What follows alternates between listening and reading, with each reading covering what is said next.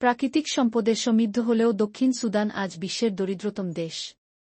কেন একটি নতুন স্বাধীন রাষ্ট্র এত পিছিয়ে পড়ল? চলুন দেখা যাক। দেশটির মাথাপিছু আয় মাত্র $2.1।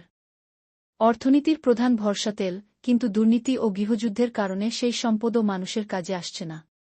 কৃষি জমি উর্বর হলেও সেচ ও প্রযুক্তির অভাবে উৎপাদন খুবই কম। দক্ষিণ সুদানে প্রায় 7 শিশু প্রাথমিক শিক্ষা শেষ করতে পারে না। বই, শিক্ষক আর অবকাঠামোর অভাবে শিক্ষা ব্যবস্থা ভেঙে পড়েছে। অনেক শিশু অল্প বয়সেই কাজ করতে বাধ্য হয়।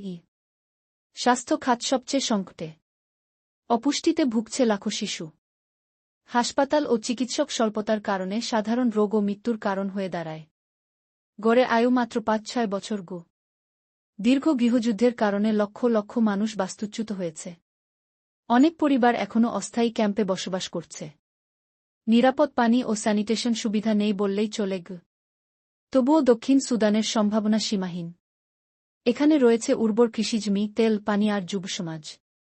সঠিক নেতৃত্ব, শান্তি ও শিক্ষাস্বাস্থ্য বিনিয়োগই পারে এই দেশকে বদলে দিতে। দারিদ্র্য দক্ষিণ সুদানের বর্তমান বাস্তবতা, কিন্তু ভবিষ্যৎ নয়। শিক্ষা, স্বাস্থ্য, অর্থনীতি ও মানবিক উন্নয়ন একত্রে এগোলে এই দেশও একদিন দারিদ্র্যের ছায়া থেকে মুক্তি পাবে।